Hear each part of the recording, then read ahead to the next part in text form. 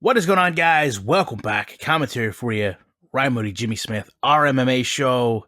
If you didn't hear a little change in our audio quality on the last show when we did Anthony Joshua versus Andy Ruiz, number 2, you might hear a little bit of it here. We're going through a bit of a carrier change in terms of our recording, so apologize if things don't sound quite as on point as they did before.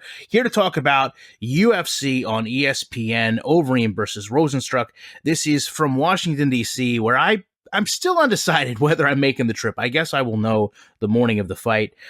This is a very difficult card for a lot of MMA fans. I don't think they need to be told what happened to Walt Harris's family, the loss of his daughter.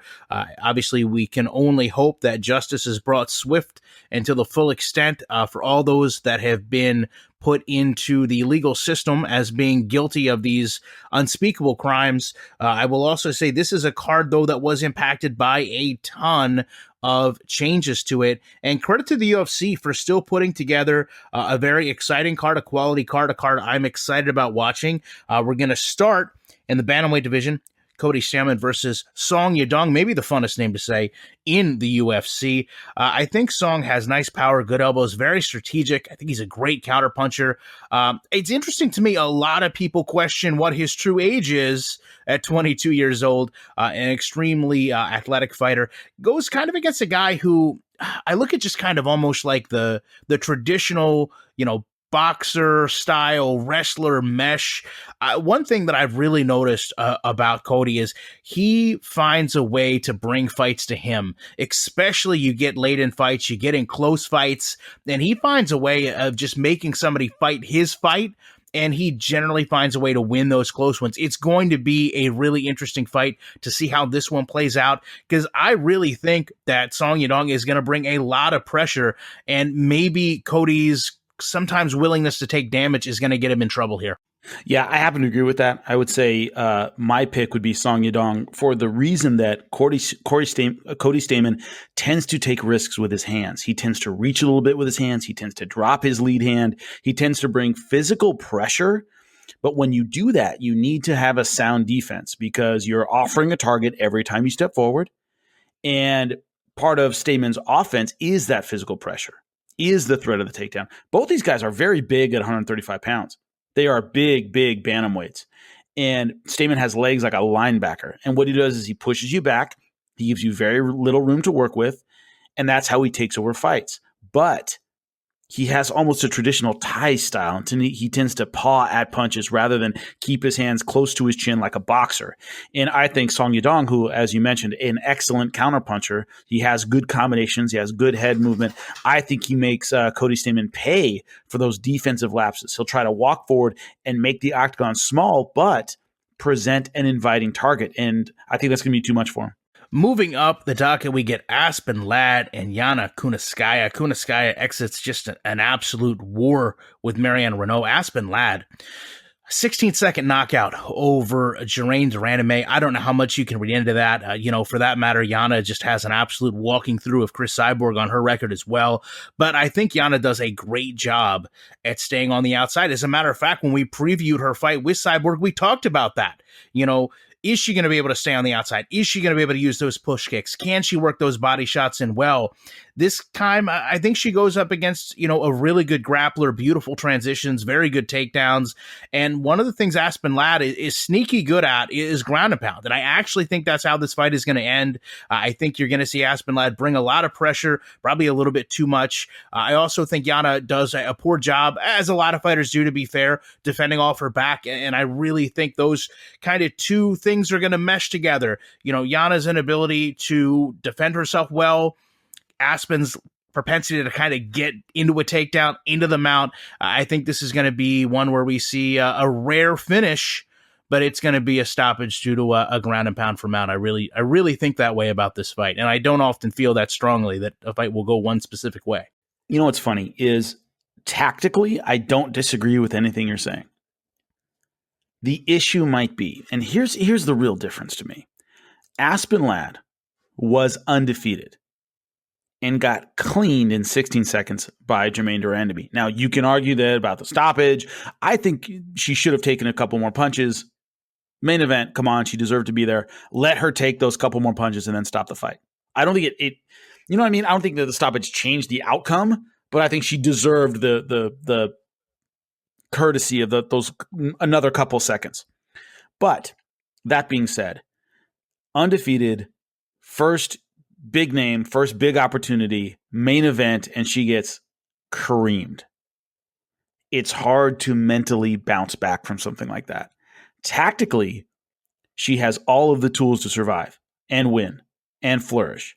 But the difference is Kunitskaya, when she took on Cyborg, she had been through losses before. She was moving up in weight class. She's taking on perhaps the most dominant women's mixed martial arts of all time. It's okay. You can get back from that. And she has come back from that. She's won 2 cents. So Yana Kunitskaya, to me, mentally might be in a better place. I do believe that Aspinall is going to try and bring pressure, but she might hesitate. I think she leaves some openings. I think she's a little nervous. I think she might be a little gun shy. I think she might get hit and react poorly and do all the things that you tend to do after your first loss if you don't mentally bounce back properly. I think she makes a mistake and Kunitskaya takes advantage. You know, I thought about that, and we rarely go into a digression on these, but I really did wonder how much that 16-second knockout was going to impact her. I agree with you completely. Fighter's courtesy probably should have been extended there a little bit. But, you know, in looking at where Aspen was before that, you take a look at the second Sijara Eubanks fight and where a lot of people question how she was going to go into that. Not too before that, we were having Sijara Eubanks be talked about as a title contender. Prior to that, you know, Tanya Evinger, who's, you know, a battle-tested fighter, fought Cyborg as well for that matter. So, yeah, I mean, I looked back at her record when I thought about that and wondered, you know, is this going to be a deciding factor in this? And you're absolutely right. It very well could be, but it's not going to be one of those things till we know when it's over. And the sad thing is, I also think, to your point, Aspen Ladd knows, hey, if I, you know, take a loss here, a lot of people are going to look back and say, that Geraint de Randamie fight changed me. And while I agree with a lot of your assessment of what's happening, I think there's just a little bit more on the other side of that. I'm not going to let that tell my story because it really wasn't a satisfying ending to a fight that we're used to seeing, I guess. I'm not somebody that wants to see somebody take damage, but you got to give me a little bit more than that for me to say, oh, okay, the fight was over. In that case, I think even the night we recovered, we went over that fight. We both were pretty sure, like, I don't know if that was completely over, but it was by the referee's decision. And, you know, that's what he's in there to do. And I don't want to, you know, grandstand about it. I've talked about this before. Generally speaking, women's fights are stopped earlier. They just are. And I think most of the time, a men's fight in that situation would have been given the opportunity to continue fighting. And she was not. And I think that happens more than average in women's fights. If I have to think back, I think that card had more than one questionable ending, though. I think there was more to it than that. I'm trying to go back and remember. That was the Uriah Faber return. I think that card had something else that happened. I can't remember exactly what. I can't remember yesterday, so why would I remember this card? But moving forward, oh man. I was such a Ben Rothwell fan, man. It's so sad to see where we are. Steven Struve versus Rothwell. And you here. Are down. You are. I can feel it in your voice how down you are talking about this. Yeah, like, it's a disappointing match. This is go for broke, right? I mean, it's kind of hard to watch Steven Struve fights to begin with. You know, every time you watch it, you're like, oh man, if he could only use that 7-foot frame, he'd be unstoppable. And then he fights like he's 5'2". To me, it's just really whoever loses this. It's an old fashioned wrestling loser leaves town match, right? Like whoever loses this one, see you later. Bellator probably isn't going to call you either. And I think it just comes down to who I trust more. And I probably alluded to this a bit earlier. I trust Ben Rothwell more to create a game plan, follow a game plan, and stick to a game plan than I do Struve, which, you know, is pretty telling of Steven Struve's career. I really will look back at him as a fighter who could have done so much, man, but just did not use the tools that he was blessed with appropriately. I compared him to fighters like Gan McGee, if you remember him, Semi Schelt, remember him, another tall fighter. Tall fighters who just didn't use their range as well as they could have. and it costs him. We talk about builds, and the thing about John Jones is not how rangy he is. A lot of fighters are rangy. A lot of fighters are tall. He's rangy and athletic. That's pretty rare. He's rangy and quick. He's rangy and accurate. It's the combination of ranginess and other things. The difficulty with Stefan Struve is he was rangy, didn't really use it very well, and didn't have other gifts to go along with it that really filled him out and made him an exceptional heavyweight. I don't believe he is or was an exceptional heavyweight. Ben Rothwell had a run for a while there, especially when he submitted Josh Barnett, which nobody expected, that he could maybe be a contender in the heavyweight division, that he'd be a real factor. And he went on a skid. He has yet to right the ship. Lost to Dos Santos, lost to Blagoy Ivanov, lost to Andrei Arlovsky. The last one, Andrei Arlovsky is not the fighter he once was at all in 2019.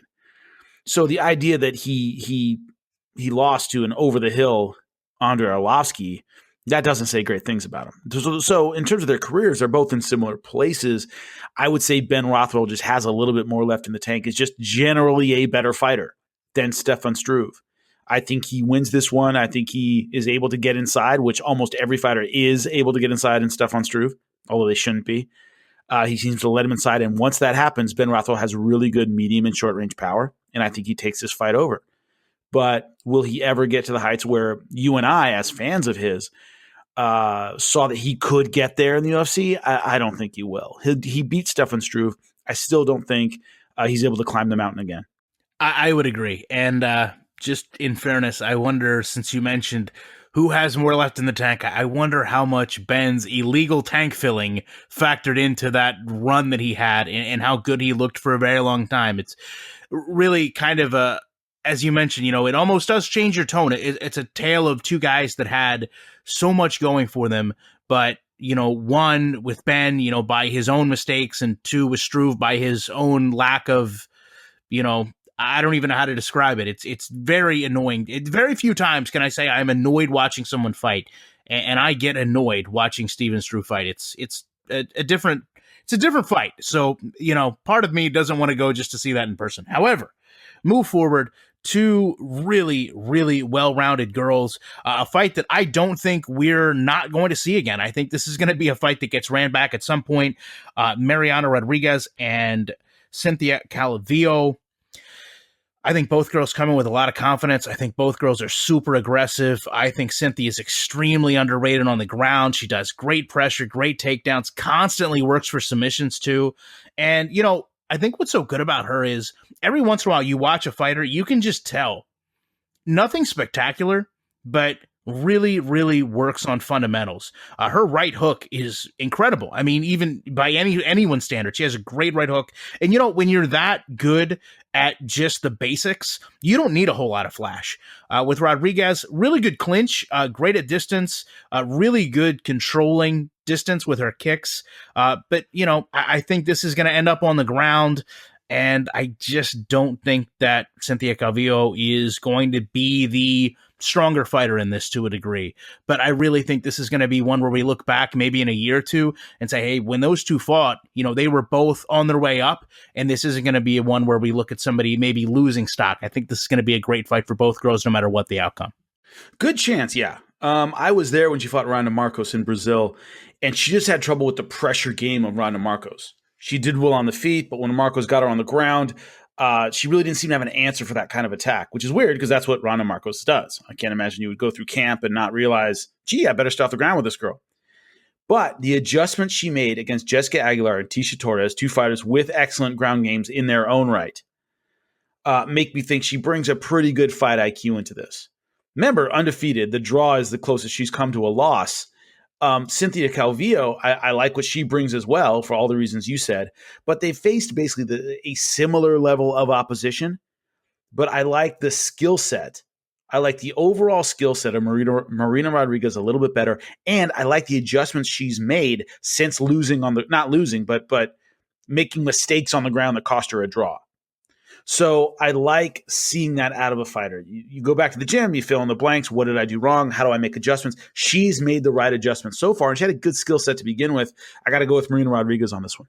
Main event, Alistair Overeem Rozenstruik, as we talked about, Rozenstruik comes in, massive win over the aforementioned Andrei Arlovsky. We've seen Overeem do it all at this point. I mean, really, he's proven, if nothing else, longevity, right? Knockouts can happen. They happen to everybody. No one's immune from this. But to me, when I look at Overeem, he's just a great fighter. Great knees, great grappling. But he's going against somebody that has a lot of speed, a lot of power, great combinations.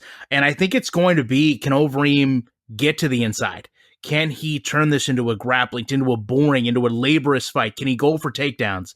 If he can, if he can somehow, weather that initial storm and turn this into a kind of a lay and pray, if you will, for 5 rounds, I honestly can see him grinding out a win.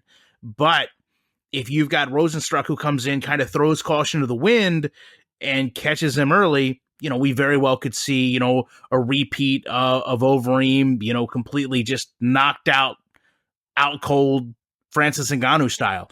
And that's one of the things that concerns me is you have a highlight like that happen, you never really get that out of your mind.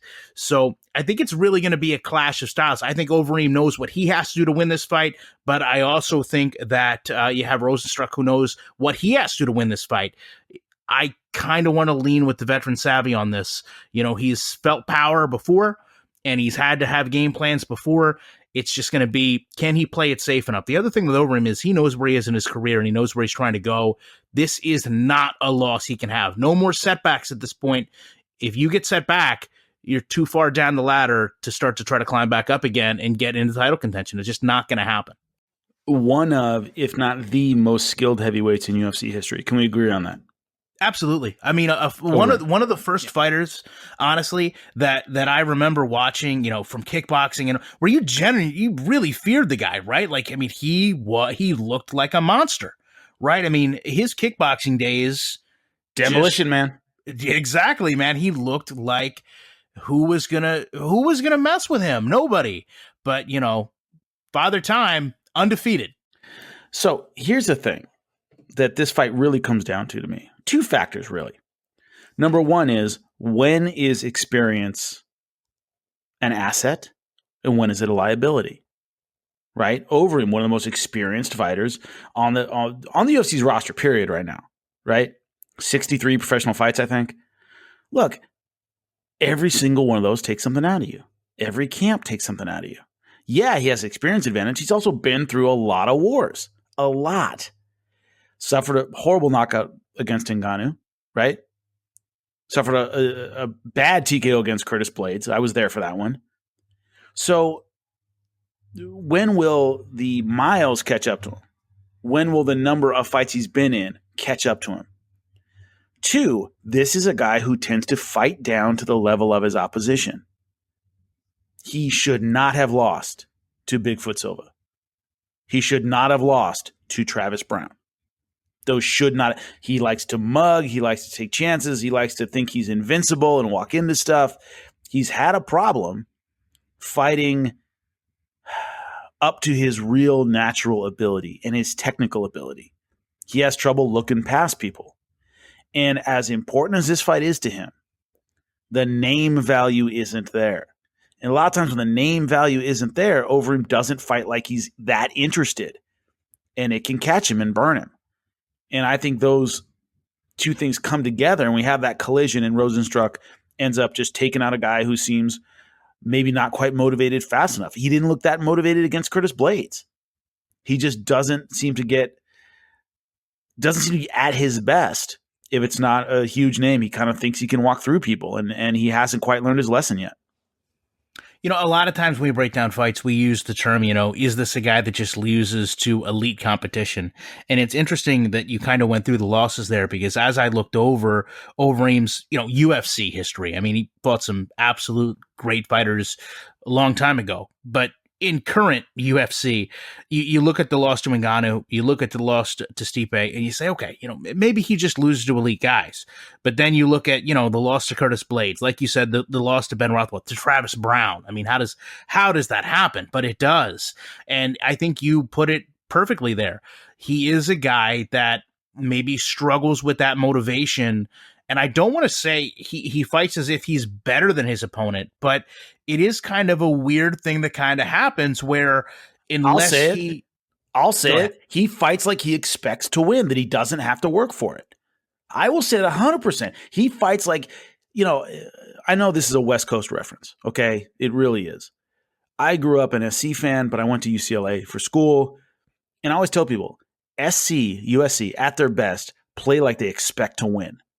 Like their opponents are just going to get out of their way on the field because they're facing the mighty Trojans. UCLA plays like they expect to lose. Like they're not that good. They're the kid brother in LA. And oh my God, I can't believe we're out on the field. Overeem, at his worst, that's how he fights. He expects to win. He expects you to just cave because he's the demolition man. When he's sharp and he's focused and he respects his opponent, he's at his best. But you nailed it right on the head. He fights like he expects to win. Like he's the better fighter. How dare you get in this octagon with him?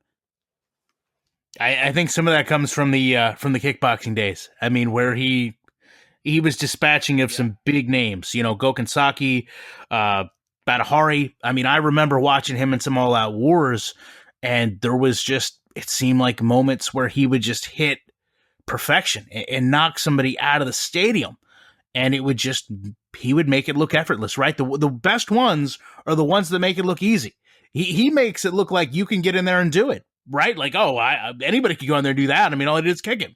But the reality is he is a very, very skilled athlete. I am glad that he's in the UFC. I as you mentioned, I've had the pleasure of watching him fight as of you. Really one of the few guys on my list. I've got a list of guys that I want to see fight before they retire, and he was one of them. And I've gotten the pleasure to see him fight a number of times.